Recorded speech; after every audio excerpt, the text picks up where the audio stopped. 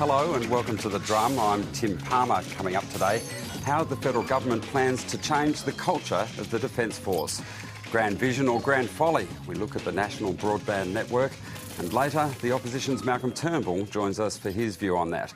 Our panel tonight, business strategist and political author Phil Senior, ABC economics correspondent Stephen Long, and futurist and technology commentator Mark Pesce. Welcome to The Drum. Well, first, the federal government has taken wide-ranging action to tackle the perceived culture of chauvinism in the Australian Defence Force. Defence Minister Stephen Smith has announced a series of inquiries in the wake of the webcam sex scandal involving the cadets at the Academy in Canberra. There'll be an independent probe into the handling of the Skype incident, headed by military law expert Andrew Kirkham QC. And the Sex Discrimination Commissioner, Elizabeth Broderick, will investigate the treatment of women at ADFA. The Chief of the Defence Force, the Vice Chief of the Defence Force, the Secretary of the Department and the service chiefs themselves are absolutely committed to appropriate conduct by Australian Defence Force personnel, and there is a zero tolerance for adverse conduct. We need to ensure that everything that we are currently doing is effective, but also learn whether there's more that we can do, and that is the essential rationale for involving the Sex Discrimination Commissioner. We'll also take the opportunity of learning from other institutions in Australian society who have had comparable problems, whether it's the AFL or the NRL. The head of the Defence Force Academy, Bruce Kafer, has been told to go on leave.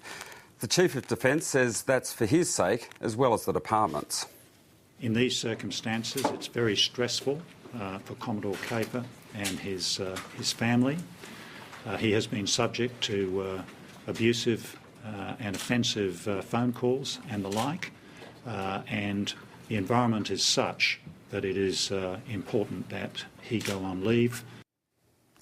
Air Chief Marshal Houston will also fast-track plans allowing women to take part in all combat roles. So, Phil Senior, very soon the Sex Discrimination Commissioner will be poring over the Defence's work practices.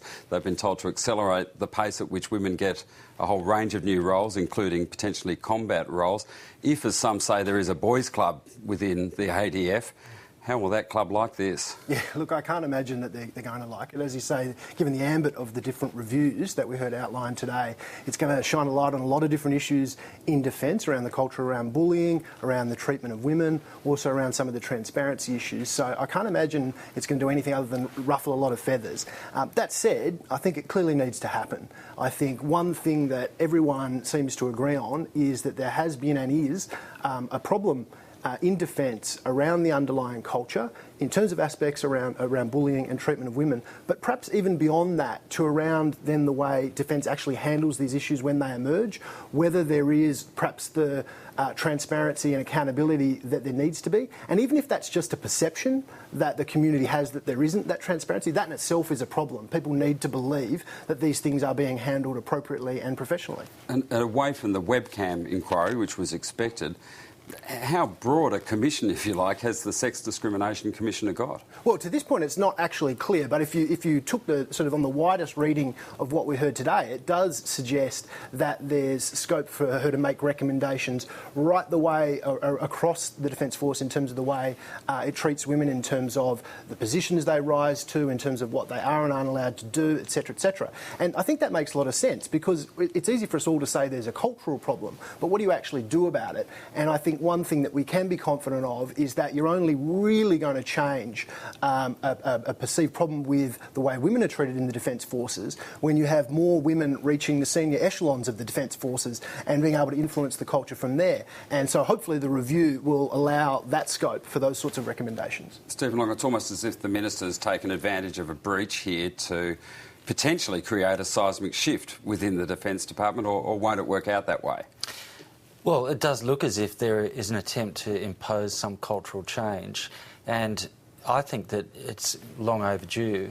But I think it's a broader issue than just the Defence Force. Obviously, it has to be done there, but I attended a residential college at university for a while, and you can get certain aspects of boyish and masculine culture in those heavily male-dominated environments that can go over the top, be inappropriate, be threatening, and you need leadership from the top to make sure that that culture fits within acceptable parameters. The relationship between a vice-chancellor and students at a university is well different, isn't it? Not between the relationship between the Defence Force, in this case, and the Defence Force Academy. There has to be a greater tie and greater responsibility.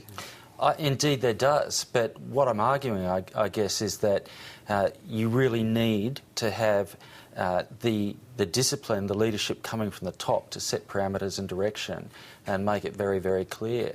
And that, I think, we're getting a strong hint from the Minister that the feeling is that that is lacking. The Minister talked about examples like the football organisations. I mean, both the AFL and the New South Wales Rugby League, or the National Rugby League, have had very strong leadership and outspoken leadership, and it's been very hard to see them breaking into the culture below. Is there something systemic within those tight-knit small male groups that is hard to break? Probably that's true. And maybe making it a less male-dominated environment is part of the answer. And there is that discussion about opening up combat roles, changing the culture. I mean, I don't know a lot about the experience of countries, for instance, like Israel, where they have more of a presence of women, whether it's made a difference, but you just wonder if the Sex Discrimination Commission is involved and there is a radical revamp and women can actually play a far greater role, what difference it will make to the culture. Whilst it's a token presence, it probably won't make much difference. Mike Pesce, one of the central characters here, the head of the Academy, Bruce Kafer, has been told to take leave. He'd already been subject to some pretty harsh comments from the Minister last week. Whatever happens in these inquiries, what's his future, do you think? You can't imagine that he's managed to distinguish himself in this, and he's been, I think, consistently pushed to the side. I think the announcement today that he has specifically been put on leave is basically that he's been, I don't know if you can call it shamed, but he's been told that he's overstepped his authority, that he, by going after the victim, did something that was unacceptable in any culture, whether that's military culture or the common civil culture of Australia. Is there potential political risk here, Phil Senior, for the Minister in not necessarily targeting someone like that, but someone like that being seen by the traditionalists in the defence, one of their own, having to take a step down? What are the risks for the Minister once this issue is dispensed with? Yeah, I mean, I think there's two different aspects to it, because I think with the broader public, I don't think there's any political risk for Stephen Smith. I think he's on a winner. Obviously, that's not the reason he's doing it, but I've no doubt that pursuing this issue is politically popular because it's the right thing to do. But I think it does raise issues beyond this specific issue, because ultimately he has to have a cordial relationship with the top brass in the military in order to get anything done. And so I think we even saw a little bit of that today in the marathon press conference, him repositioning, if you like, to try and suggest that he and the senior defence leaders are actually perhaps on the same page more than we may have all thought 2 or 3 days ago. Now, I suspect they weren't on the same page 2 or 3 days ago. He's repositioning to try and make sure that the relationship doesn't become too dysfunctional. And that's fair enough, because at the end of the day, they're not going to get anything done without having them on side. And could it come back to bite him later on an issue nothing to do with treatment of people at academies? I mean, it certainly could. I mean, hopefully, I don't want to be too cynical, hopefully the Defence Force won't go out of their way to catch him up on another issue, but there's no doubt that there is the potential for that. And if there's a breakdown in the relationship between the Minister and the senior members of the Defence Force, there are any number of ways that could cause problems for him. We've seen that happen before, of course. Yeah. In what sort of instances? Well, I seem to recall a recent minister who didn't last too long. There's plenty of... Do you think that was a get square? There were suggestions at the time that there were get squares within defence. defence. A lot of talk that I mean, it's a big issue, and there were certainly perhaps some issues of competency, but definitely talk there was a fair bit of get square. It seems, though, from all of his public communications, that the Minister is making it very clear that he's not blaming the Defence Forces for this, and I think that's the opening that allows the change to happen without having him hung up for it. Well, to another issue in Canberra, the powerful clubs industry has launched its $20 million campaign against poker machine reform. Print, radio and television ads have started running today. They sell the message that pre-commitment technology to limit problem gambling is an attack on punters' rights. Licence to play the pokies the feds are talking about. That's a bit of a worry. What? You can't even put $10 in the pokies without getting a licence. And the government will be tracking what you win or lose. The licence to have a punt, it's un-Australian. Un-Australian, you wouldn't know it was a John Singleton campaign, would you? The ad blitz comes as the Federal Government Advisory Committee prepares to release its key recommendations in the coming weeks. The chairman is Andrew Wilkie, the independent member of Parliament who's made the reform a condition of his support for the Gillard government. He says low-value cards could be issued to occasional gamblers without the need for identification, and small bet machines could be exempt altogether from the crackdown. People who want to play, serious gamblers who want to go on the high-intensity machines, they sign up to mandatory pre-commitment, they play those machines, they enjoy their game, but there's a safeguard on them so they don't start chasing the losses. And the overwhelming majority of players, the low-level gamblers, the occasional gamblers, they can either purchase the low-level card or they can use a low-intensity machine. So, Mark Pesce, what do you make of the first shot from the clubs in that advertising campaign? Well, they're definitely playing the fear, the paranoia card that the government wants to control everything. And in fact, what the government wants to do is it wants to step in and arrest an addictive behaviour, and that is the thing. And essentially what they're saying is, but how dare they take away my addiction?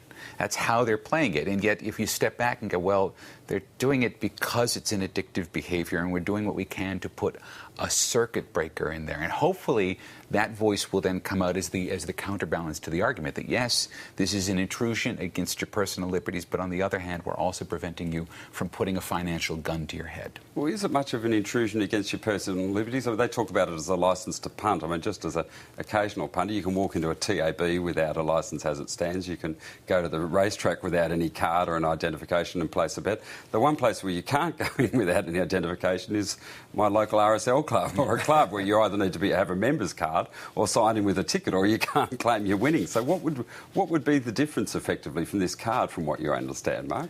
Well, I mean, I think the difference is that it basically puts a limit on the amount that you can wager for any particular evening if you go in, so that you can say, you pre-state you're going to wager $100 or $500 or whatever it is. And so then if you do get into a condition, which is Mr. Wilkie said, chasing your losses, you don't then continue to pump the machine with money in order to recover it. That's what the issue is, though. But this ad campaign seems to happily skip the issue altogether. I mean, it's talking about a right to punt. It's not actually talking about poker machines at all, Stephen Long. Do you see it as sort of cleverly diverting the issue, or will it not work because people know what the issue is? I'm not sure whether it'll work, but I see it as insidious and akin to the tobacco campaign against the restrictions on labelling of tobacco.